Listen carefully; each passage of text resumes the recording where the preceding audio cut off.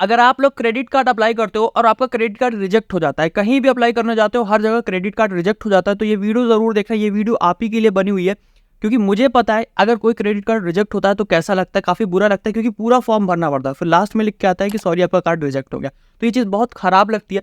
आज की वीडियो में मैं कोई आपको ऐसे टिक या फिर ट्रिप नहीं देने वाला हूँ कि उस टिप को फॉलो कर लोगे, उस ट्रिक को फॉलो कर लोगे, कहीं भी अप्लाई करोगे और आपका कार्ड 100% अप्रूव हो जाएगा। ठीक है, ऐसी कोई ट्रिक या टिप मैं इस वीडियो में नहीं देने वाला, मैं पहले बता रहा हूँ। इस वीडियो में मैं सिर्फ अपना एक्सपीरियंस शेयर करूंगा, क्योंकि मेरे भी पास्ट में बहुत सारे कार्ड रिजेक्ट हुए हैं और आज की डेट में मेरे पास 7 से 8 कुछ क्रेडिट कार्ड हैं जिसकी लिमिट लाखों रुपए है, किसी की 5 लाख, किसी की 6 लाख, ऐसे लिमिट्स है। ठीक है, और आज भी मैं अप्लाई करता हूँ क्रेडिट कार्ड के लिए, तो भी कुछ कुछ क्रेडिट कार्ड रिजेक्ट हो जाते हैं।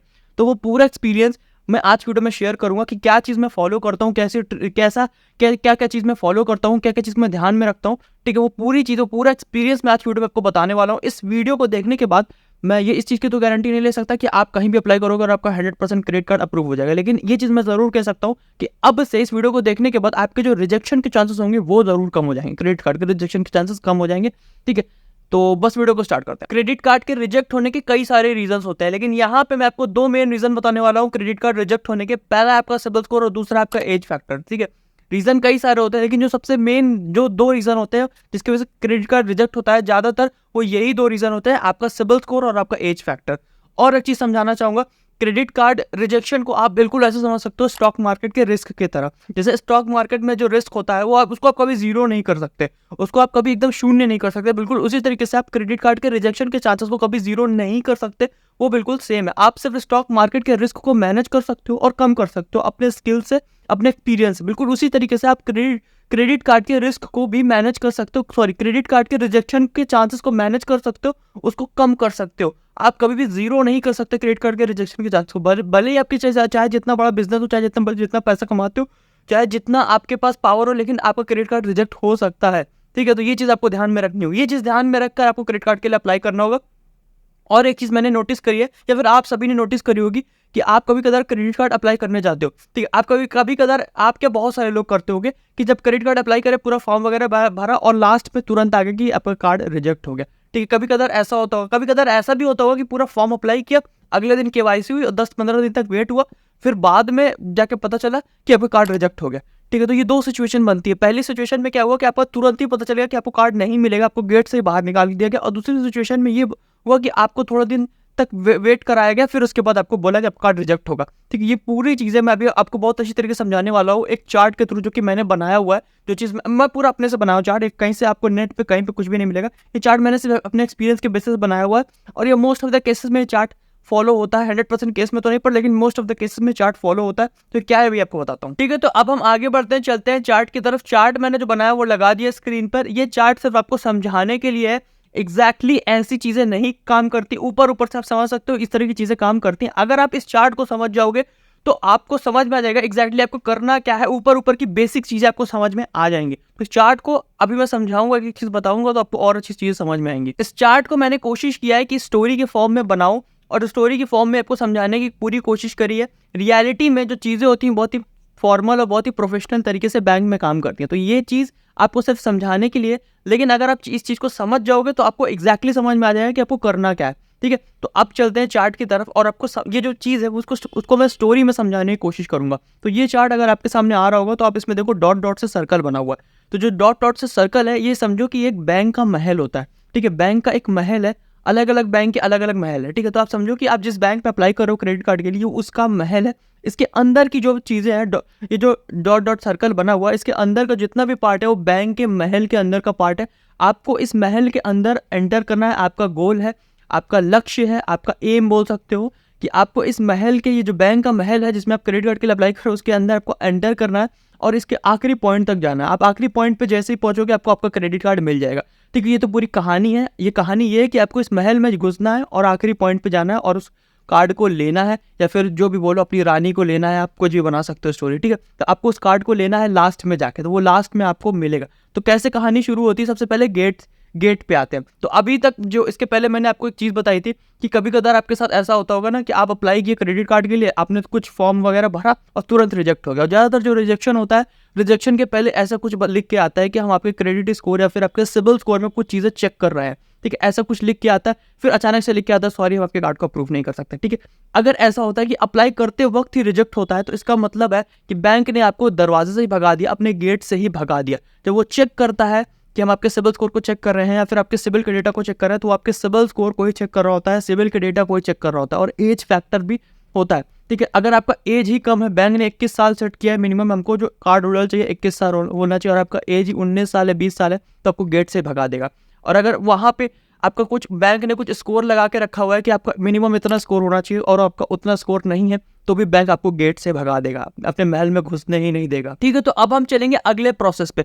मतलब आप किसी तरीके से गेट के अंदर एंटर कर गए, अब गेट के अंदर तो आपने एंट्री ले ली, तो आगे का क्या प्रोसेस होगा इसको समझने की कोशिश करेंगे। आप एक बार गेट के अंदर घुस गए तो अब गेट से लेकर अपने जो क्रेडिट कार्ड है वहां तक, एंड पॉइंट तक, तो ये जो पूरा रास्ता है, ये जो पाथ है, ये डिपेंड करेगा आपके सिबिल स्कोर पे। आपका सिबिल स्कोर जितना ज्यादा होगा ये रास्ता आपके लिए उतना सरल होने वाला है। ठीक है, तो आपका सिबिल स्कोर जितना कम होगा ये रास्ता आपके लिए उतना कठिन भी होने वाला है, ये चीज भी ध्यान में रखना। तो इसीलिए बोल रहा हूं आपका सिबिल स्कोर स्टार्टिंग से ही अच्छा खासा होना चाहिए। आप इसको सीधे एग्जांपल से बता रहा हूँ, आपको बहुत आसानी से समझ में आएगा। आपका सिबिल स्कोर मान के चलो आपका सिबिल स्कोर 730 है, आप गेट के अंदर तो घुस गए, लेकिन जो अंदर का जो रास्ता है वो मुश्किल होने वाला है, क्योंकि आपका स्कोर उतना अच्छा नहीं है। मुश्किल इन द सेंस की, मुश्किल अगर बताऊं बैंक के सेंस में, तो आपका वेरिफिकेशन बैंक बहुत करेगा। वेरिफिकेशन कैसे करेगा? आपके घर पे आएगा, जो आपका एड्रेस दिया है वहां पे आके आपके घर की फोटो खींचेगा। आपने जो बिजनेस करते हो, जो आपकी शॉप अगर है मान लो कोई, तो वहां पे भी आके फोटो खींचेगा, वहां का वेरिफिकेशन करेगा, आपके बिजनेस का ITR मांग लेगा अगर आप बिजनेस करते हो, उसको डाउट होगा तो। और अगर आप कोई भी तरीके की जॉब करते हो तो आपसे सैलरी स्लिप भी वो मांग सकता है अगर उसको डाउट होता है। तो इस तरीके वेरिफिकेशन बैंक करता है अगर आपका सिबिल स्कोर कम होता है और आप किसी तरीके से गेट के अंदर घुस जाते हो। तो अगर आप गेट के अंदर घुस गए तो इसका मतलब ये नहीं है वो कार्ड मिलेगा ही मिलेगा, आपका वेरिफिकेशन बहुत अच्छी तरीके से बैंक करेगा। और एक बात और समझना, इतना होने के बाद मान लो आप गेट के अंदर घुस गए और आपका सिबिल स्कोर अच्छा खासा है, जैसे 780 प्लस है, तो इसमें वेरिफिकेशन उतना ज़्यादा नहीं होता है, इसमें बहुत स्मूथ प्रोसेस होता है। ये चीज़ मेरे साथ हो चुका है, तो मैं बता रहा हूँ। मैंने SBI कार्ड के लिए अप्लाई किया था 2 बार। एक बार जब मेरा सिबिल स्कोर कम था, 762 समथिंग था, तो उस टाइम पे काफ़ी वेरिफिकेशन हुआ, काफ़ी घर पे आया SBI का एजेंट घर पे आया, उसने वेरिफिकेशन किया घर का और ऑफिस का वेरिफिकेशन किया वहीं पे, और लिमिट भी मुझे कम मिली। 762 में जब अप्लाई किया तो लिमिट मुझे 89,000 मिली थी। वहीं पे जब मैंने दोबारा अप्लाई किया 780 प्लस था, 785 समथिंग था, तो इतना वेरिफिकेशन भी नहीं हो, और जो लिमिट मिली वो भी 2.5 लाख समथिंग मिली लिमिट। तो सोचो सिबिल स्कोर से कितना ज्यादा अंतर आ जाता है। आपका सिबिल स्कोर ज्यादा होगा तो आपके अंदर का प्रोसेस भी अच्छा होगा और आपका क्रेडिट लिमिट भी बढ़ जाएगी। तो मैं यही आपको आखिरी में रिकमेंडेशन देना चाहूंगा, आप क्रेडिट कार्ड के लिए अप्लाई करना उससे पहले अपना सिबिल स्कोर जरूर चेक करना, और सिबिल स्कोर 780 कोशिश करना रहे, ठीक है, 780 के ऊपर रहेगा, तभी आपको एडवांटेज मिलेगा आपके क्रेडिट कार्ड का, आपको अच्छी खासी लिमिट मिलेगी। ठीक है, ये चीज़ ध्यान में रखना। और सिबिल स्कोर बढ़ेगा कैसे, ये सबके मन में सवाल होगा कि सिबिल स्कोर कैसे चेक करते हैं, उसको बढ़ाते कैसे, तो मैंने पहले से एक वीडियो बना के रखी है, अभी आखिरी में देखोगे तो आपको मिल जाएगा लिंक। इस वीडियो को खत्म करो, लास्ट में आपको लिंक मिल जाएगा, उस वीडियो को जरूर से देख लेना। अब अगर यहाँ पे सिबिल की बात हो गई है तो थोड़ा सा और टाइम दे देते हैं। सिबिल स्कोर को कैसे चेक किया जाता है उसका सही तरीका भी यहाँ पे मैं डिस्कस करे दे रहा हूँ। सिबिल स्कोर, आप में से ज्यादा लोग गलती ये करते हो कि अपना सिबिल स्कोर किसी थर्ड पार्टी एप्लीकेशन से चेक करते हो फ्री में, और इसमें कोई दिक्कत वाली बात नहीं, आप चेक कर सकते हो, कोई प्रॉब्लम नहीं है। बस इसमें एक प्रॉब्लम ये होती है कि वो आप सिर्फ 1 महीने में एक बार चेक कर सकते हो। किसी भी आप फ्री एप्लीकेशन से चेक करोगे, थर्ड पार्टी एप्लीकेशन से चेक करोगे अपने सिबिल स्कोर को, तो उसमें सबसे बड़ी प्रॉब्लम यही आती है कि आप 1 महीने में एक ही बार अपने सिबिल स्कोर को देख सकते हो, रिफ्रेश कर सकते हो। ठीक है, अब 1 महीने के बीच में अगर आपके सिबिल स्कोर में कुछ भी चेंजेस होगा तो उसके बारे में आपको पता नहीं चलेगा। मैं कहाँ से अपना सिबिल स्कोर चेक करता हूँ, तो मैं अपने बारे में बता दूँ, मैं सिबिल की ऑफिशियल वेबसाइट से अपना सिबिल स्कोर देखता हूँ और उसमें मैं डेली चेक कर सकता हूँ। उसकी सबसे बड़ी खासियत यह है सिबिल की ऑफिशियल वेबसाइट में सिबिल देखने की, कि मैं अपना स्कोर डेली पर डे अपने स्कोर को रिफ्रेश कर अपने नए स्कोर जान सकता हूँ डेली। तो अगर मेरे सिबिल में कुछ भी दिक्कत होती है, कुछ भी इंक्वायरी होती है, फिर कोई भी अकाउंट नया ऐड होता है, तो मुझे तुरंत ऑन द स्पॉट पता चल जाता है। अब सिबिल की ऑफिशियल वेबसाइट में स्कोर चेक करने का जो सबसे बड़ा डिसएडवांटेज है वो ये है कि सिबिल आपसे कुछ सब्सक्रिप्शन फीस लेता है। वो आपको 1 महीने की 100 रुपये या फिर 80-90 रुपये ऐसे कुछ चार्ज लेगा, लेकिन जो वो वैल्यू दे रहा है तो उससे काफ़ी ज़्यादा दे रहा है मेरे हिसाब से, मुझे ऐसा लगता है। तो मैं आपको कोई फोर्स नहीं करूंगा कि आपको ये सब्सक्रिप्शन लेना चाहिए अपना सिबिल स्कोर डेली चेक करने के लिए। ये मेरे लिए बहुत यूजफुल है, मैं इस्तेमाल कर रहा हूँ, मैं जो इस्तेमाल करता हूँ मैं सीधे आपको वही रिकमेंड करूंगा। और मैं आपको यही कहूंगा कि अगर अपना सिबिल स्कोर चेक करना चाहते हो सही तरीके से तो आपको सिबिल की ऑफिशियल वेबसाइट से ही चेक करना चाहिए। और अगर ये 100 रुपये या फिर 80 रुपये जो सब्सक्रिप्शन ले रहा है ये आपको नहीं देखना चाहिए, क्योंकि ये जो वैल्यू दे रहा है उससे काफ़ी ज़्यादा मेरे हिसाब से दे रहा है, तो आपको डेफिनेटली इसी में से चेक करना चाहिए। और यहाँ पे सिबिल स्कोर चेक करने का सबसे एडवांटेज ये है कि आपको कोई भी तरीके का पैसा बाजार से जो 50 तरीके की कॉल आता है, बैंक बाजार से जो 50 तरीके की कॉल आते हैं, वो सारे कॉल्स से आप बच जाओगे, क्योंकि आप एक ऑथेंटिक जगह पे अपना पैन कार्ड और आधार कार्ड दे रहे हो। पैसा बाजार में आप अपना आधार कार्ड पैन कार्ड डालोगे तो आपको अगले दिन ही 50 तरह की कॉल आना शुरू हो जाते हैं कि आपको ये क्रेडिट कार्ड मिल रहा है, तो ये सारी चीज़ें आपको यहाँ देखने को नहीं मिलेगी। सबसे अच्छी बात ये। और अभी क्या है, सिबिल पे एक ऑफर चल रहा है, आप अपना पहला CIBIL score free of cost में चेक कर सकते हो बिना 1 रुपये दिए। तो सिबिल की ऑफिशियल वेबसाइट जहां से अपना स्कोर फ्री में चेक करोगे, पहली बार सिर्फ एक बार चेक कर पाओगे बस, तो उसका लिंक मैंने डिस्क्रिप्शन में दे दिया है। अगर आपका ऑलरेडी अकाउंट है सिबिल में तो आप नहीं देख पाओगे। अगर आपका अभी तक सिबिल में कोई अकाउंट नहीं है, ऑफिशियल अकाउंट नहीं है, तो आप उस लिंक से जाकर अपना एक अकाउंट बना सकते हो और अपना पहला स्कोर फ्री में चेक कर सकते हो। उसके बाद आपको सब्सक्रिप्शन फीस देनी पड़ेगी अगले दिन से स्कोर को देखने के लिए। और एक बात, अगर आप सब्सक्रिप्शन लेने के लिए सोच रहे हो तो एक बार डिस्क्रिप्शन जरूर चेक कर लेना, क्योंकि मेरी जो बात है सिबिल की ऑफिशियल टीम से हो रही है, और अगर कोई डिस्काउंट या फिर ऑफर उनसे मेरा बनता है तो मैं डिस्क्रिप्शन में उसको भी दे दूंगा। तो अगर आपको सब्सक्रिप्शन लेना है सिबिल का तो एक बार डिस्क्रिप्शन जरूर से चेक कर लेना, ठीक है। अब आगे बढ़ते हैं, अब वीडियो के आगे चलते हैं, आगे डिस्कस करते हैं। तो यहाँ पे मैंने 2 केस आपको स्टार्टिंग में बताया था। रिजेक्शन के 2 तरीके से रिजेक्शन होता है। पहला, आपने अप्लाई किया और तुरंत ही अप्लाई करते ही आपका कार्ड रिजेक्ट हो गया, ठीक है, on the spot instant rejection हुआ। इसकी पूरी कहानी क्या थी मैंने बता दी कि आपको गेट से भगा देते हैं तभी इंस्टेंट रिजेक्शन होता है। दूसरे केस पे अब आते हैं जहाँ पे ये होता था आपके साथ कि आपने कार्ड के लिए तो अप्लाई कर दिया, आपका केवाईसी भी हो गया, लेकिन 10-15 दिन के बाद आपको पता चलता है कि आपका कार्ड रिजेक्ट हो गया। इसको हम बोल सकते हैं डिले रिजेक्शन, ठीक है, या फिर थोड़ा देर के बाद जो रिजेक्शन होता है वो बोलता है। इसको अब हम डिस्कस करेंगे, आपका दूसरा रिजेक्शन कैसे होता है इसको समझने की कोशिश करेंगे, ठीक है। तो अब आगे बढ़ते हैं। आप जैसे आप गेट के अंदर घुस जाते हो, इसका मतलब है गेट के अंदर घुसने का मतलब है कि आपका जो कार्ड है वो 60% अप्रूव हो चुका है, सिर्फ 40% कार्ड आपका बचा है अप्रूव होना। गेट के अंदर घुसने का मतलब ये है कि आपको कार्ड मिल जाएगा बहुत हाई चांसेस है, क्योंकि 60% कार्ड आपने अप्रूव कर लिया है, ठीक है। आपको कार्ड मिलने के चांसेस काफी बढ़ जाते हैं, इसीलिए आपकी केवाईसी होती है। अगर आपकी केवाईसी हो रही है तो इसका मतलब यही है कि आप गेट के अंदर घुस चुके हो अच्छी तरीके से। अब आपकी वीडियो केवाईसी होना शुरू हो जाएगी। वंस आपकी वीडियो केवाईसी हो जाती है तो आगे का क्या प्रोसेस है अब उसको समझते हैं, ठीक है। तो ये मैं मान के चल रहा हूँ कि अभी तक जितनी चीजें समझाई आपको समझ में आती जा रही है। अगर आपको कुछ भी डाउट हो रहा है तो कमेंट में उसको जरूर से पूछ लेना। अब आगे बढ़ते हैं, वीडियो के सेकंड पार्ट पे चलते हैं, डिले रिजेक्शन की तरफ चलते हैं। इंस्टेंट रिजेक्शन वाला कॉन्सेप्ट क्लियर हो चुका है, डिले रिजेक्शन क्या होता है उसको समझने की कोशिश करेंगे। अब पहले हम चार्ट पे आते हैं, फिर उसी चार्ट के थ्रू डिले रिजेक्शन को मैं आपको समझाऊंगा। क्या लिखा है इसको पहले समझा दूं। इस बॉक्स के अंदर CC, ITR और SS, इसका क्या मतलब है। CC का मतलब होता है क्रेडिट कार्ड, ITR का मतलब होता है जो लोग बिजनेस करते हैं वो ITR भरते हैं, इनकम टैक्स वो वाला ITR है, और SS का मतलब है सैलरी स्लिप। जो लोग जॉब करते हैं उनको जो सैलरी मिलती है उनको एक सैलरी स्लिप मिलती है, ठीक है, तो उनके लिए SS है। तो ये इन 3 में से आपके पास कोई एक चीज होना बहुत जरूरी है। अगर इन तीनों में से आपके पास कोई भी चीज नहीं है तो बहुत हाई चांस हो कि आपको बैंक इस वाले गेट के थ्रू भगा देगा, इस वाले गेट के थ्रू भगा देगा अगर आपके पास इन तीनों में से कुछ भी नहीं है। तो डिले रिजेक्शन क्या होता है अब उस पर आते हैं। डिले रिजेक्शन वो रिजेक्शन होता है जब आपका एक तुरंत रिजेक्ट ना होकर कार्ड 1 हफ्ते बाद रिजेक्ट होता है, फिर 10 दिन के बाद रिजेक्ट होता है। तो अगर आपका कार्ड 10 दिन के बाद रिजेक्ट हो रहा है या फिर 1 हफ्ते के बाद रिजेक्ट हो रहा है तो इसका मतलब यही है कि बहुत हाई चांस है कि आपको इस वाले गेट के थ्रू निकाला गया है।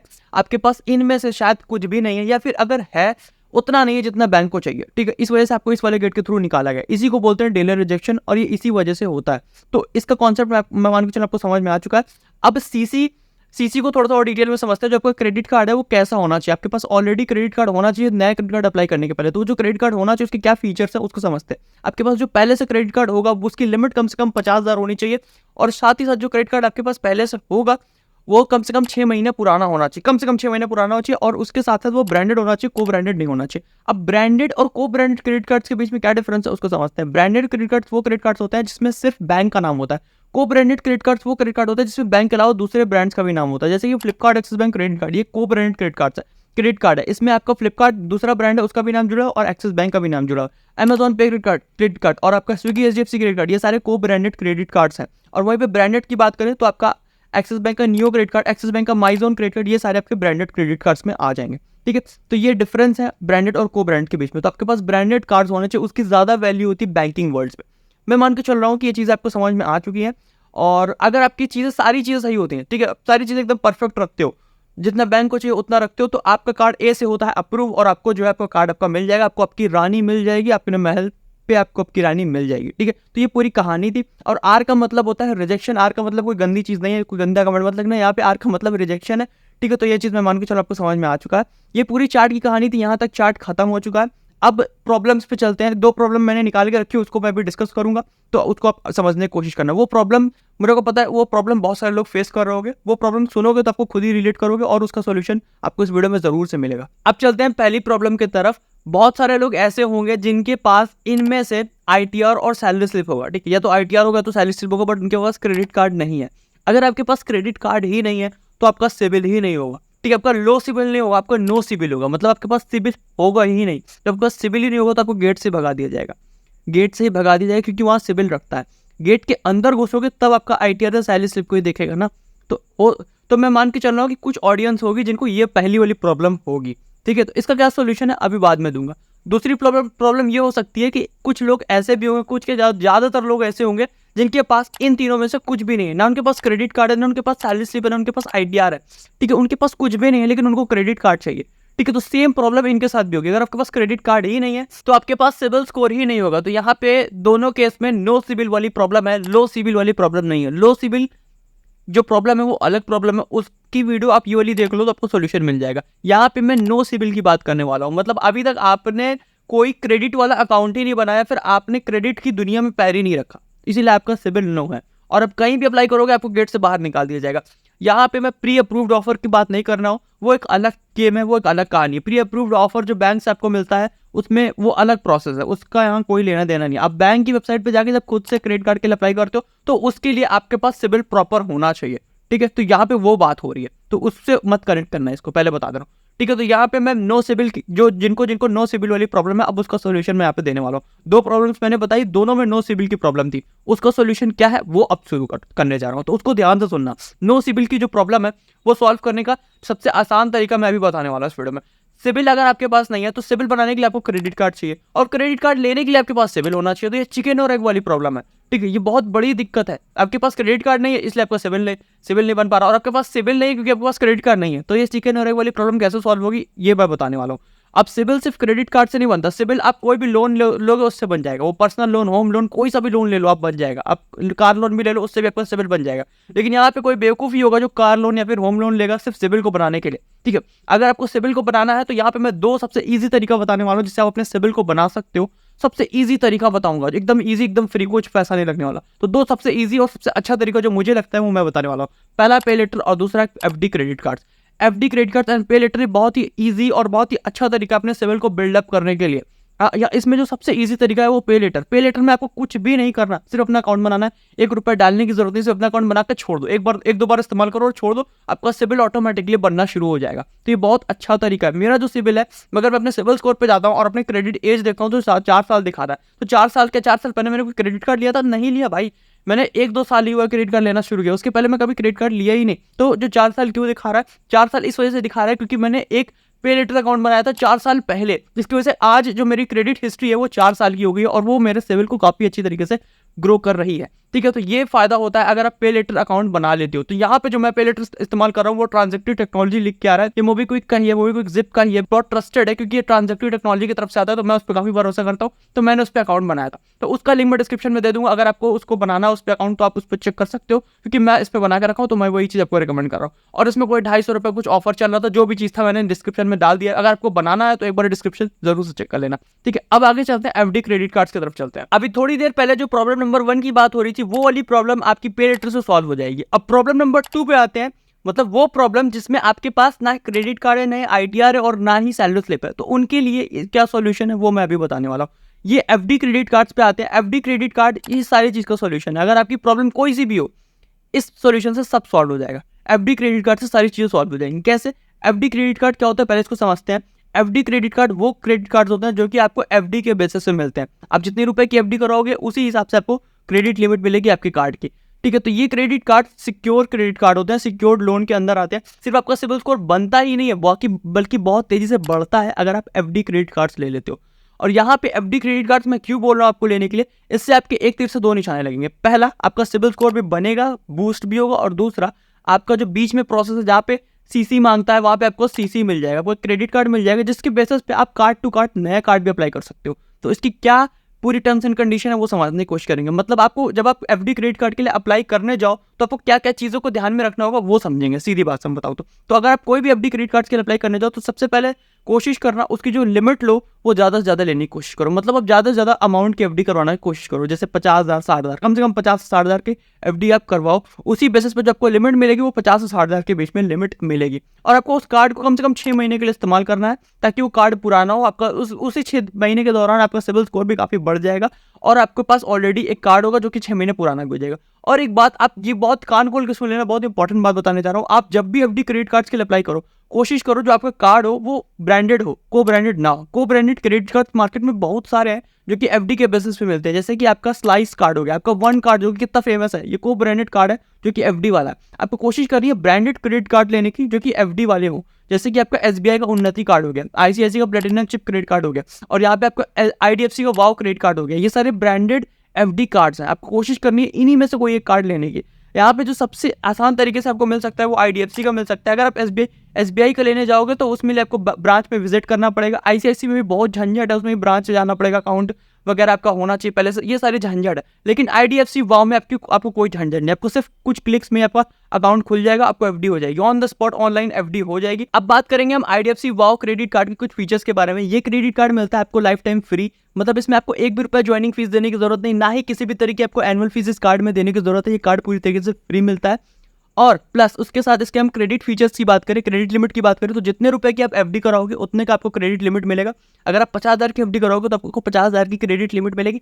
इससे अच्छा एक फीचर मुझे इसमें देखने को ये मिलता है कि अगर आपके पास पैसे नहीं है, आपके पास 5,000 है तो आप 5,000 की एफडी करवा लो, 5,000 की एफडी करवा लो। इन फ्यूचर आपके पास पैसा आता है तो आप और एफडी करवाओ, जितनी आप एफडी करवाते जाओगे आपकी लिमिट बढ़ती चली जाएगी। आज 5,000 की एफडी करोगे तो आज आपको 5,000 की लिमिट मिलेगी, फ्यूचर में आप और 5-10,000 की एफडी करोगे तो उतनी लिमिट आपकी बढ़ जाएगी। तो ये फीचर्स भी इसमें देखने को मुझे मिलता है जो कि बहुत अच्छा फीचर है। अगर आपके पास पैसे नहीं है तो आप कम पैसे में एफडी करवाओ, बाद में आप लिमिट बढ़वा सकते हो एफडी बढ़ा के, ये फीचर देखने को मिलता है। और एक बात बहुत मुझे अच्छी लगती है आईडीएफसी बैंक की कि प्री अप्रूव्ड ऑफर्स बहुत देते हैं। मेरे पास आईडीएफसी वाव क्रेडिट कार्ड था तो मुझे जो प्री अप्रूव्ड ऑफर मिला वो ये मिला कि आईडीएफसी का जो 10,000 रुपये सेविंग अकाउंट वाला ये अकाउंट मुझे मिला है जीरो बैलेंस पे। मतलब इसमें मुझे 10,000 रुपये मेंटेन करना पड़ता है, रेगुलर अगर कस्टमर की तरह जाता तो मुझे 10,000 मेंटेन करना पड़ता है, लेकिन मेरे पास आईडीएफसी वाव क्रेडिट कार्ड था तो उसके बेसिस पे इन्होंने मुझे इस अकाउंट को जीरो बैलेंस पे खोल के दे दिया।